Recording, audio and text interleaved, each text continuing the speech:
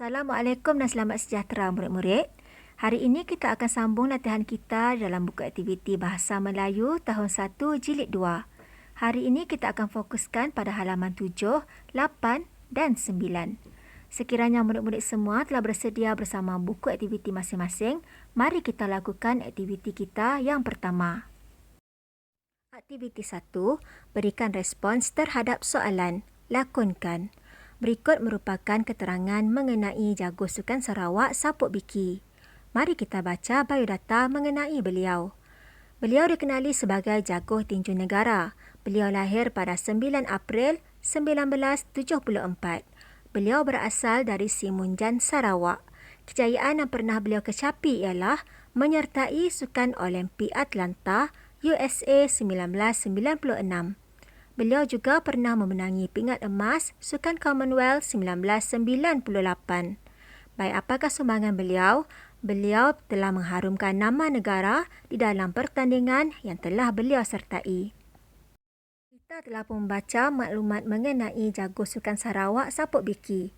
Tugas murid-murid sekarang adalah untuk memberi respons terhadap soalan yang dinyatakan di dalam halaman ini. Sebelum memberi respons, murid-murid perlulah melihat kembali kepada keterangan yang telah pun kita baca. Baiklah murid-murid, kita akan bacakan soalan dan kita cuba memberikan respons bersama-sama. Siapakah Sapok Anak Biki, Nizam? Sapok Anak Biki ialah jago tinju negara. Beliau dilahirkan bila? Baik murid-murid, berdasarkan maklumat, beliau dilahirkan pada 9 April 1974. Baik, soalan yang kedua, beliau berasal dari mana?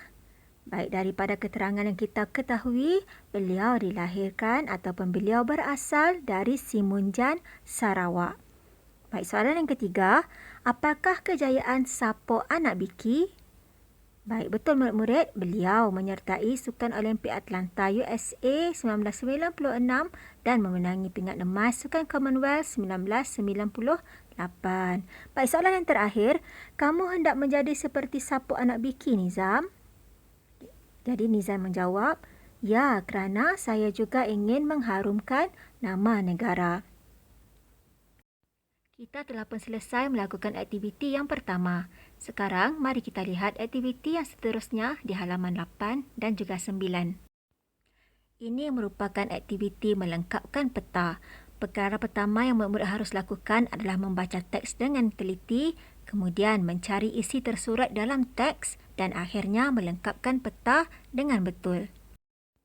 Aktiviti 2, baca dan fahami teks, kemudian lengkapkan peta dakap. Berikut merupakan sebuah teks mengenai harimau belang. Baik murid-murid, kita akan membacanya bersama-sama dan murid-murid garislah beberapa isi tersurat yang murid-murid jumpai sepanjang murid-murid membaca teks ini nanti. Jom kita kenali harimau belang. Ini harimau belang. Haiwan ini terdapat di dalam hutan di negara kita. Kita juga boleh melihatnya di zoo. Lambang harimau belang ada pada jata negara. Lambang ini juga terdapat pada logo Persatuan Bola Sepak Malaysia dan Proton. Harimau belang ialah haiwan yang gagah dan berani. Sikap ini patut menjadi contoh kepada rakyat Malaysia. Kita patut bersemangat seperti harimau belang. Kita telah pun membaca teks mengenai harimau belang. Dapatkah murid-murid menggaris beberapa isi tersurat yang dijumpai? Baiklah, mari kita semak jawapan bersama-sama. Baiklah murid-murid, cikgu juga telah menggariskan beberapa isi tersurat yang cikgu jumpai di dalam teks ini. Cikgu mewakili setiap satu perenggan dengan nombor 1, 2 dan 3. Nombor 1 bagi kategori tempat, 2 bagi kategori lambang dan 3 bagi kategori sikap. Jadi, selepas murid-murid menggaris isi tersurat, murid-murid pindahkan isi tersurat tersebut dalam halaman 9 untuk memenuhi dan melengkapkan peta dakap kita. Yang pertama, tempat. Jadi, murid-murid carilah 2 tempat yang dinyatakan untuk diisikan ke dalam peta dakap. Yang kedua, lambang.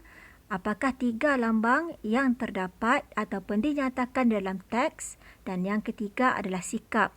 Nyatakan 2 sikap yang telah pun kita gariskan di dalam teks yang kita baca. Sekarang murid-murid bolehlah menulis jawapan murid-murid di dalam ruangan yang disediakan dan akhirnya melengkapkan peta dakap kita. Sekiranya murid-murid telah selesai menulis, mari kita semak jawapan bersama-sama.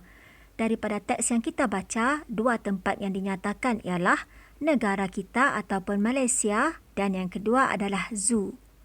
Baik, bagi lambang, terdapat 3 perkara yang dinyatakan dalam teks. Yang pertama, jata negara.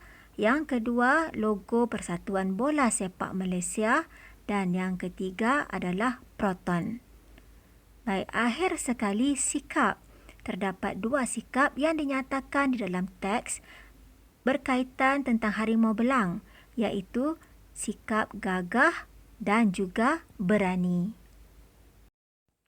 Mudahkan murid-murid. Yang penting murid-murid mesti melakukan 3 perkara ini terlebih dahulu. Yang pertama, baca dan fahami teks dengan teliti. Yang kedua, cari isi tersurat yang terkandung atau terdapat di dalam teks. Dan yang ketiga, lengkapkan peta dengan maklumat yang telah pun kita perolehi daripada isi tersurat. Selesailah latihan kita untuk hari ini.